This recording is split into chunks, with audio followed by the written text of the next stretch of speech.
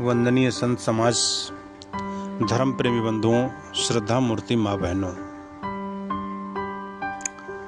कुदरत का कहर हर व्यक्ति को परेशान करता है।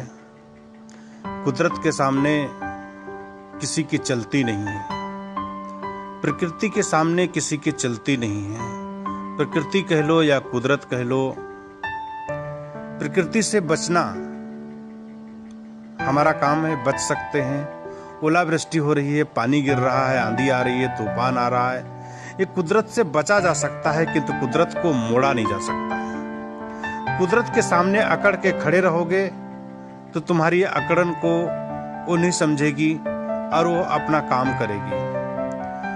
हम बुद्धिमान हैं और बुद्धिमान होते हुए अपने आप को बचा लेना, यही हमारी बुद्धिमत्ता है। एक बच्चा दोपहर में नंगे पैर फूल बेच रहा था। लोग मोलभाव कर रहे थे और नंगे पैर दोपहर पैर उसके जल रहे थे। एक सज्जन ने उसके पैरों को जलते हुए देखा और बहुत दुख व्यक्त किया। भागकर गया, दुकान से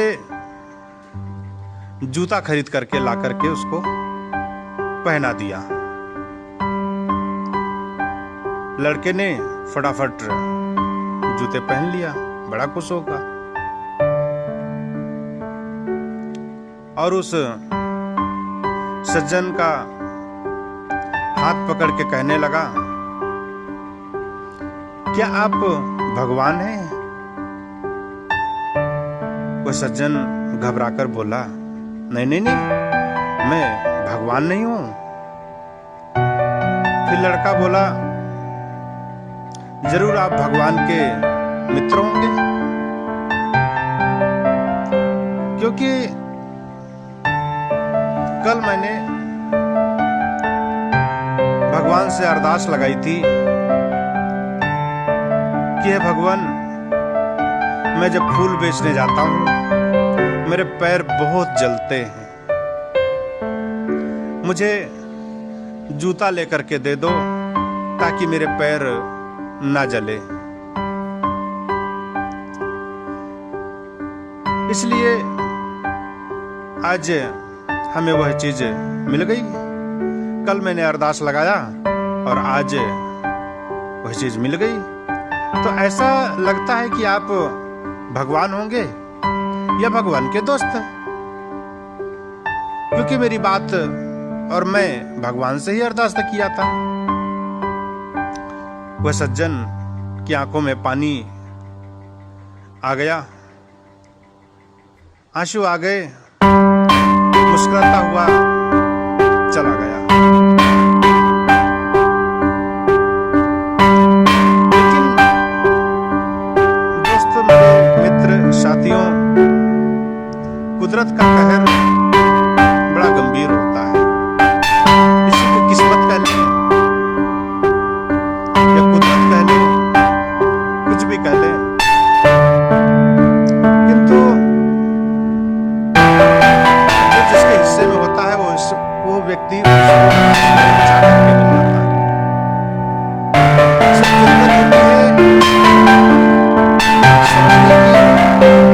इसलिए किसी ने कहा है कि घर की दर्शक सामने से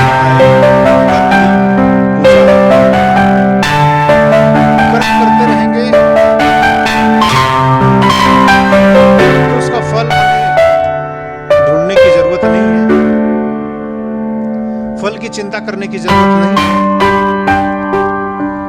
वो फल जो आपने काम किया है उसके बदले में तो मिलेगा ही, और आगे कर्म करने की जरूरत है, चिंता करने की जरूरत नहीं है। क्योंकि चिंता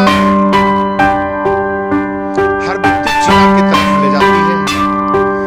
चिता का मतलब यही है कि हर व्यक्ति चिंता की जलन में परेशान होता है और की चाहना करता है। वस्तु और व्यक्ति, प्राणी और पदार्थों का बटोर करके करके अपने आप को सुखी महसूस करना चाहता है, किंतु होता नहीं है।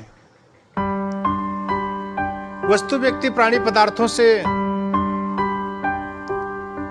सिर्फ केवल आपकी आवश्यकताएं ही पूर्ति हो सकती हैं। आप उनसे आवश्यकताओं की पूर्ति करके अपने मन को शांत कर सकते हैं, किंतु सुख की अनुभूति वहां नहीं है। सुख की अनुभूति आपकी आवश्यकता जहां पर पूर्ति हो जाती है, जरूर क्षणिक होती है, लेकिन जो अंतरात्मा की तरफ से सुख मिलता है, वह सुख की गहरी पहचान, गहरी अनुभूति हर व्यक्ति को नहीं हो पाती है। जो व्यक्ति उससे गुजरता है, उस व्यक्ति को गहरी अनुभूति होती है और वह व्यक्ति सुखी होता है। इसलिए कुदरत का कहर हर व्यक्ति के ऊपर में आता ही आता। कहते हैं कि समय से पहले और किस्मत से अधिक किसी को मिलता नहीं है। जरूर है, मिलता नहीं है, लेकिन कर्म एक ऐसी भूमिका है, कर्म एक ऐसा प्लेटफॉर्म है जहां पर किस्मत बनाई जा सकती है, किस्मत का खाका खींचा जा सकता है, किस्मत लिखी जा सकती है, क्योंकि कर्मों के आधार पे किस्मत बनती है। जैसा जैसा कर्म करेंगे वैसा वैसा फल अवश्य मिलेगा। प्रकृति के सामने किसी की चलती नहीं है। आम का पेड़ आपने लगाया है, नींबू नहीं हो सकते हैं, जामुन नहीं हो सकता है। बीज जैसा है, वृक्ष वैसा ही होगा। लेकिन मनुष्य एक ऐसा प्राणी है जो अपने आप को ठान ले तो गगन के तारे तोड़ सकता है, ठान ले तो अपने कर्मों को, अपने किस्मत को, अपने वास्तविक जीवन को ला करके उस रोड पे खड़ा कर सकता है जिसकी वो चाहत करता है, जिसकी वो मांग करता है जीवन में, जिसने वो जीना चाहता है। वो व्यक्ति अपने आप में कर सकता है, वह सुख पा सकता है, वह सुख अनुभूति कर सकता है, वह सुख अपने जीवन में उतार सकता है। इसलिए बंधुओं, प्रकृति से लड़ना नहीं है, प्रकृति के सामने अड़ करके खड़ा नहीं होना है, प्रकृति के सामने डटना नहीं है, प्रकृति के सामने बचाव करना है। जैसा दोगे उसका रिजल्ट वैसा ही आता है। इसलिए दूसरों का सहयोग, क्योंकि आप जिस रोड पे चल रहे हैं, आप जिस वृक्ष से फल खा रहे हैं, आप जिस गाड़ी पे चल रहे हैं, आप जिस जमीन पे चल रहे हैं, आप जिन जिन वस्तुओं को यूज कर रहे हैं, उसकी आप मूल्य नहीं चुका सकते। आप जिस रोड पे चल रहे हैं, उस रोड का टैक्स दे करके आप क्या उस गरीब की दर्द को हटा सकते हैं? उस गरीब के दर्द को समझ सकते हैं? उस गरीब के दर्द को सह सकते हैं? उस गरीब के दर्द को पहचान सकते हैं? किसी ने बनाया है और हम उसको सहज से यूज कर रहे हैं। एक गाड़ी को बनाने के लिए कितना खर्च लगता है? आपको महज थोड़े ही चंद पैसों में आपको गाड़ी मिल जाती है। क्या आप उस एक गाड़ी की कीमत चुका सकते हैं? लोगों की कितनी मेहनत, इंजीनियर का कितना दिमाग, अच्छे अच्छे लोगों का कितना परिश्रम, यह बहुत बड़ी बात है। तो इसे अपने आप को ऐसा समझें कि हम कुछ करने के लायक हैं, हम कुछ इस जीवन में जीने के लायक हैं, तो ऐसे व्यक्ति को सलाम है जो ऐसे व्यक्ति खुद कर्म करते हैं, दूसरों को प्रेरणा देते हैं। हमारे पूर्वज लोग करके चले गए, जिनको हम यूज करते हैं। रोड से लेकर के